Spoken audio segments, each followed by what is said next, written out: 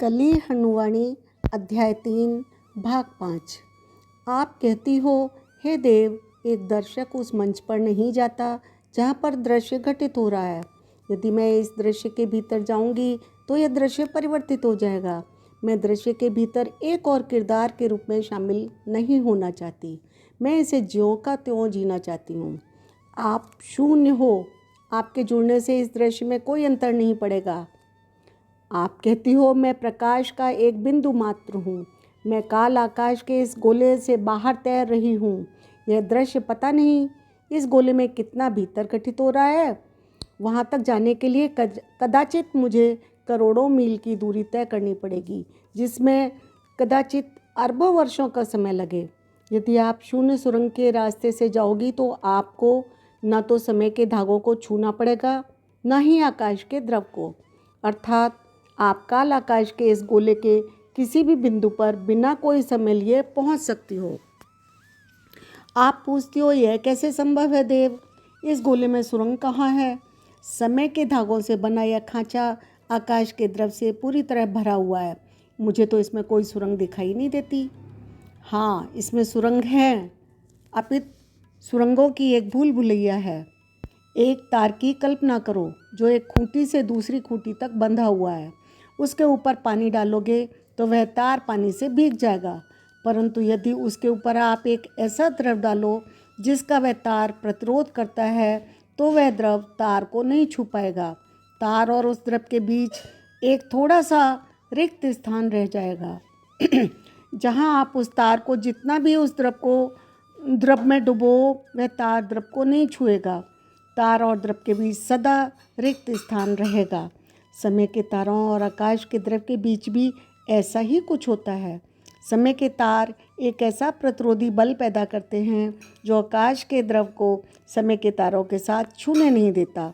अब आप भी कल्पना करो कि समय के तारों से बने खांचे में जब आकाश का द्रव डाला जाता है तो रिक्त स्थान रह जाता है, उसे क्या कहेंगे?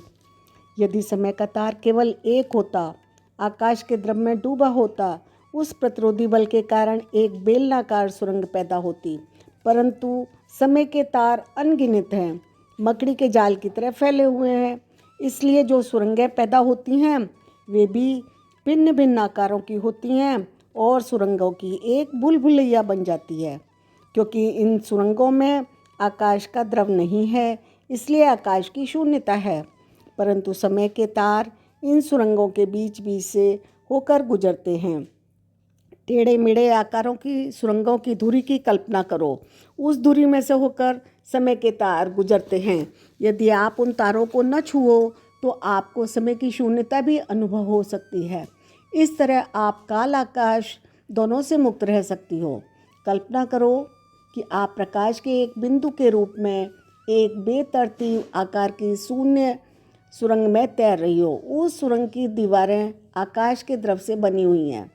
उस सुरंग के बीचों बीच जो समय के तार लटके हुए हैं, आप उन्हें बिना छुए आगे बढ़ रही हो। कुछ दूरी के पश्चात आप देखती हो वह सुरंग कई अन्य सुरंगों में बंट जाती है और अलग अलग दिशाओं में जाती है। आप उनमें से एक सुरंग चुनती हो और आगे बढ़ती हो। कुछ दूरी के पश्चात आपको पुनः एक संगम मिलता है जहाँ कई दिशाओं से कई सुरंगें जा रही हैं। आप फिर एक सुरंग चुनती हो, आगे बढ़ती हो, परंतु आगे आपको रास्ता बंद मिलता है। अब आप मुड़कर पुनः संगम पर आती हो, दूसरी सुरंग चुनती हो और आगे बढ़ती हो।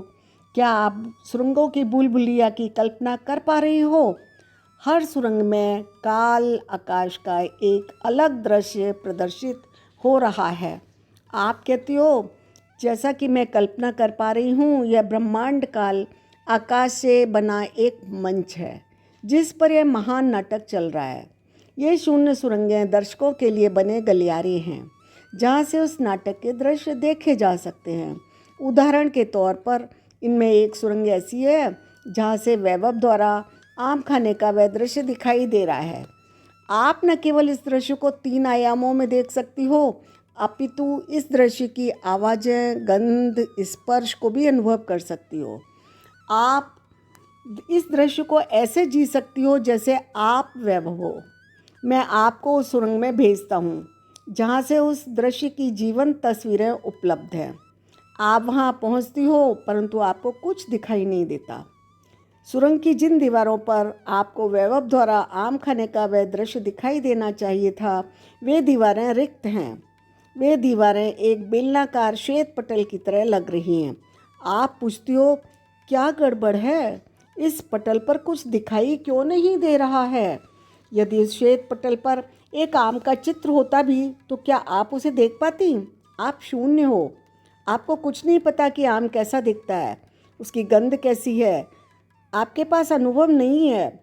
जो अनुभव किसी को विभिन्न पदार्थों में अंतर करना सिखाते हैं, उन अनुभवों के बिना आप सजीव निर्जीव, गतिमान अगतिमान, छोटा बड़ा, कोमल कठोर, काला श्वेत, अंधेरा प्रकाश, गोल चौकोर, वस्तु अवस्तु आदि में भेद नहीं कर सकती।